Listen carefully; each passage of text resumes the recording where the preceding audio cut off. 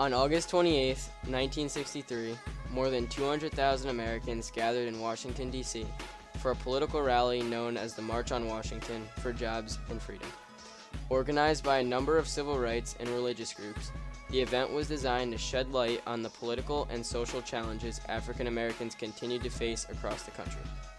The march, which became a key moment in the growing struggle for civil rights in the United States, captured in Martin Luther King's I Have a Dream speech, a signal for racial justice and equality.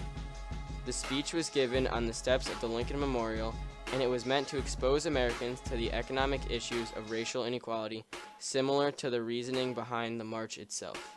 Because I have a dream that my poor little children will one day live in a nation where they will not be judged by the color of their skin, but by the content of their character. I have a dream today.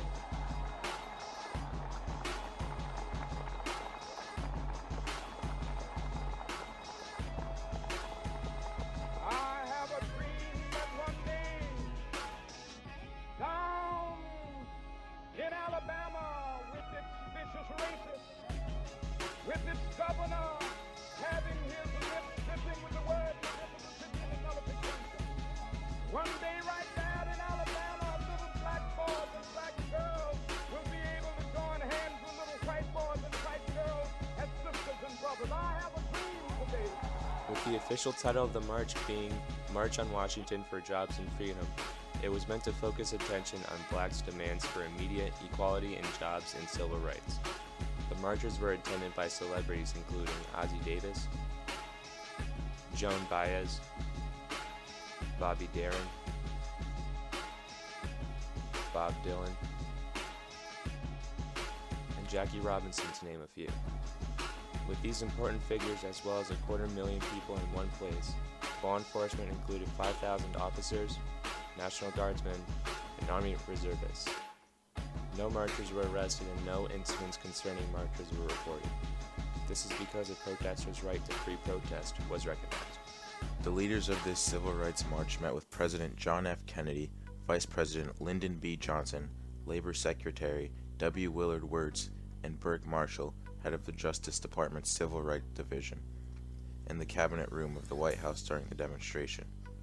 The leaders were Philip Randolph, Director of the March, Reverend Dr. Martin Luther King Jr., President of the Southern Christian Leadership Conference, Roy Wilkins, Executive Secretary of the NAACP, Whitney Young Jr., Executive Director of the National Urban League, Walter P. Reuther, President of the AFL-CIO United Automobile Workers, Reverend Eugene Carson Blake, Stated Clerk of the United Presbyterian Church in USA and a representative of the National Council of Churches, Rabbi Joachim Prinz, Chairman of the American Jewish Congress, John Lewis, Chairman of the Student Nonviolent Coordinating Committee,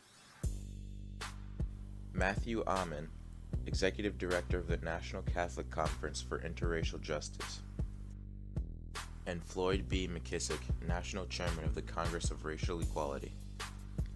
Some interesting facts about the march itself include marchers traveled from far and wide. One marcher, Ledger Smith, roller skated more than 700 miles from Chicago to the site of the march. The march route stretched 1 mile from the National Mall to the Lincoln Memorial. Also, organizers coordinated lunch donations to feed hungry marchers. One New York church packed over 80,000 cheese sandwiches.